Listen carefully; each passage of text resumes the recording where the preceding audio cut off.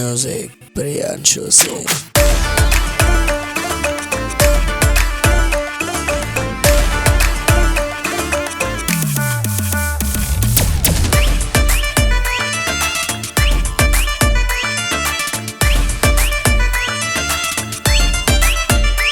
अपना बजावेला सीटी गलिया में हमारे आके मजनू के भूत बचढ़ल कपारे राख देला पगला के मेहर बनावे के खूब देखेला खइबा झाड़ू का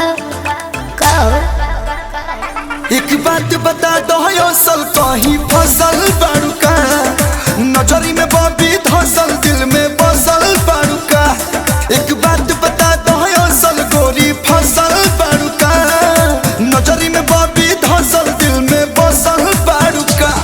अरे वाह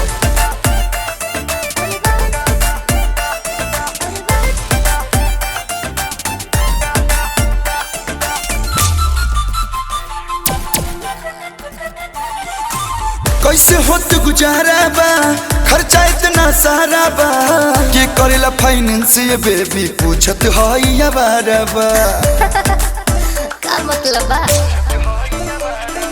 जान दे पर तुलल बड़ पीछे हमरा झूलल बड़ काम काज जवानी में बाबू काहे अपन भूलल बड़ पागल लेखा भेस बनल बा पियल दारू का।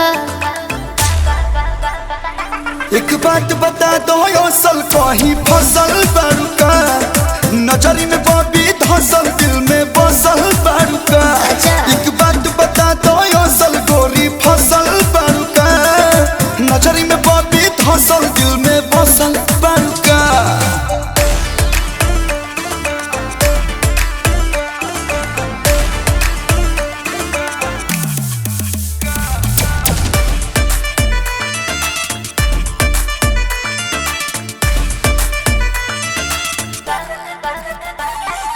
छल के जवानी के गगरी हो हाला भइल बा सगरी हो बोला डोली जाई सुगी तो हर कवना नगरी हो। काहे चक्कर में बड़ा चक्करिया जीवा अभी मेरिया काले बा मोहरत के कहा ले बा प्रिंस पीरे अंसु आलू प्यार मोहब्बत जाले बा फुसला के फसाई ले बा बहल जुगाड़ू का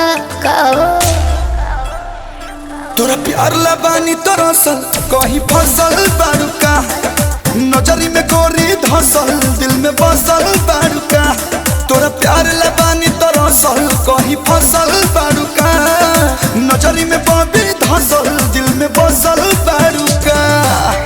टेल मी बेबी एक बात बता दो असल कहीं फसल बारू का नजरी में बॉबी धसल दिल में बसल बारू का।